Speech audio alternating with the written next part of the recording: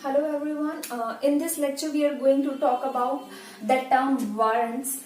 Basically the term warrants related to the finance. So if you are a finance stream student, you might have listened about the term warrant. So basically in this video we are going to discuss what are the characteristics and what is the formula to determine the value of warrant.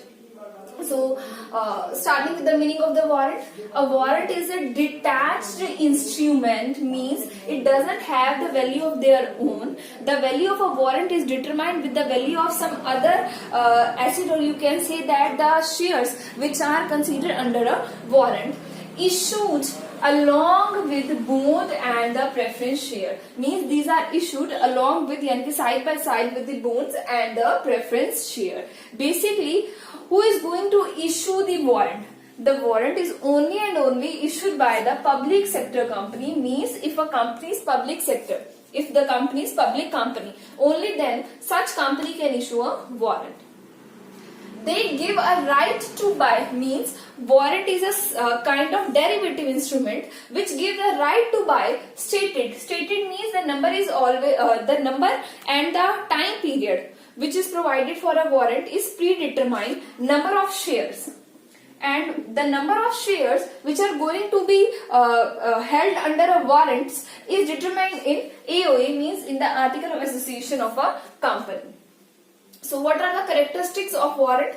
This can be treated as an individual security. So if you are going to talk about a warrant and the number of the securities which come under a warrant, so that number is specified under AOA, article association of a company, and this warrant is treated as an individual security, means these shares are issued by along with bonds and the preference share, but you can treat warrant as an individual security, means a separate security.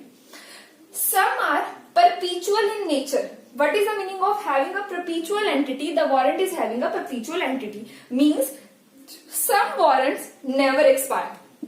Basically, when you are going to issue warrant, you have to specify the time period for which that warrant is valid. But we also have some warrants which never expires, means they are perpetual along with the life of the company. Next, can sold as a new security. You can sold your warrants as a new individual security because as specified in the point first, they are treated as an individual security. Then third, no right to vote. A warrant doesn't carry right to vote. Okay, this is the characteristics of a warrant. No right to vote case. The next one is stated dividend can be issued. If the warrant has stated that this particular type of warrant is backed by that security and you are going to get the dividend on that, only in that case you will get the stated dividend. But it is not compulsory that each and every dividend, every warrant issued by a public sector company which have a stated number of share is going to give you dividend as return. Sometimes warrant even doesn't carry interest. They don't carry the right to vote, and also sometimes they don't carry the dividend. Next, can be distributed in lieu of dividend. Sometimes those companies which are not in a position to provide dividend to its holders, its preference shareholders, in such a case that company can issue warrant in lieu of dividend, means in terms of dividend. Common seal of the company.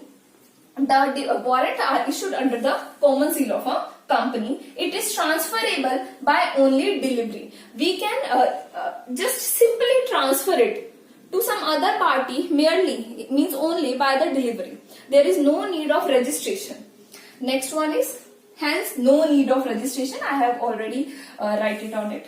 Bank accept share warrant as security. Again, the most important feature, as we have one more important feature in that is perpetual entity. Similarly, again, one of the most important feature of a warrant is it can be accepted by banks against a security of loans. Means bank can accept share warrant as a security. because this is issued by a public sector company, and the number of warrants are also stated in AOA, Article of Association of a company. Next one is stamp duty is heavy. If a company is going to issue share warrant, that company have to pay a heavy stamp duty. That's why in India less warrants are issued. Next, need approval from central government. Whenever a public sector company is going to issue warrants, before issuing the warrant, they need prior approval from the central government of a country. The next one is the value of warrant. One of the most important topic of today's lecture is the value of the warrant. So, what is the formula for calculating the value of the warrant? The formula is VO here symbolize value of warrant. VO means value of warrant, or you can say it warrant. The formula is SO minus X divided by N. Here SO means spot value of that warrant, means spot value of all those securities which lie under a warrant. X means expires price, means the price on the date at which that specific time period ends, and N means number of share in that warrant. So let's write all this here. Spot price, the basic formula is spot price minus exercise price, means price on the expiry of the period, specific price, divided by number of shares held under that warrant.